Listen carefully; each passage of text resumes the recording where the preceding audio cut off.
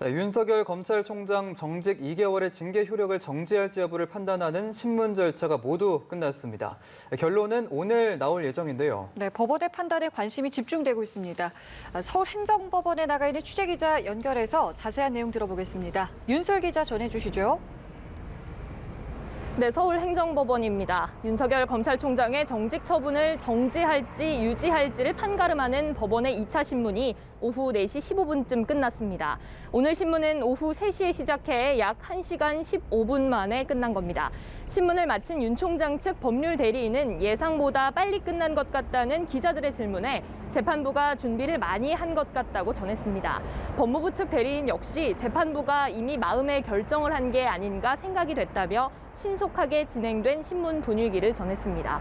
재판부는 이 사건이 사실상 윤 총장의 정직 2개월 처분을 취소해달라는 본안 소송과 다름없는 만큼 심리가 더 필요하다고 판단해 2차 신문을 연 걸로 알려졌는데요.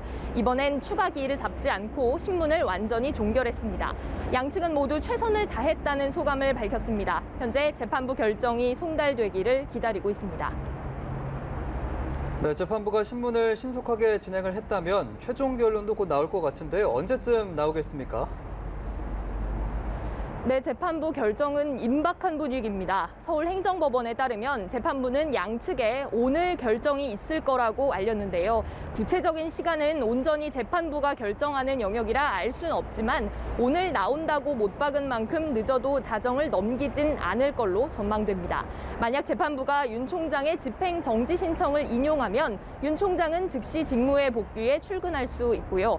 반대로 신청을 기각할 경우 윤 총장은 징계 기간인 2달을 다 채우면서 업무에서 배제된 상태로 행정소송 준비를 할 걸로 보입니다. 윤 총장 측은 오늘 최후 진술에서 법치주의가 무엇인지를 묻는 역사적인 사건이므로 현명한 판단을 바란다고 말했다고 밝혔습니다. 네, 오늘 어떤 논쟁이 오갔을지도 궁금한데요. 쟁점은 어떤 거였나요? 네, 마지막까지 양측은 치열한 공방을 벌인 걸로 보입니다. 법원은 1차 신문 이후 양측에 질의서를 주면서 징계 절차와 사유 등 7가지의 질문을 했고 양측은 모두 재판부에 3개 정도의 답변 서면을 낸 걸로 전해졌습니다. 재판부는 법정에서 이 내용을 하나하나 언급하진 않았고 따로 참조하는 분위기였던 걸로 알려졌습니다. 법무부 측 대리인은 공공복리에 미칠 영향이 오늘 신문의 쟁점이었다고 말했는데요. 재판부가 윤 총장의 복귀를 결정할 경우 공공복리를 침해할 수 있는지를 따져봤다는 설명입니다. 또 윤 총장에 대한 징계 절차가 적법했는지도 재판부 결정에 영향을 줄 걸로 보입니다.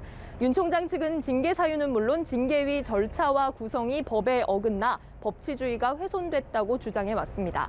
반면 법무부 측은 역대 어떤 공무원의 징계 사건보다 징계 혐의자에 대한 방어권이 보장됐다며 적법 절차와 원칙을 지켰다는 입장입니다. 아울러 이른바 판사사찰 의혹으로 불린 재판부 분석 문건에 대한 판단 등도 영향을 줄 걸로 보입니다. 지금까지 서울행정법원에서 연합뉴스TV 윤솔입니다.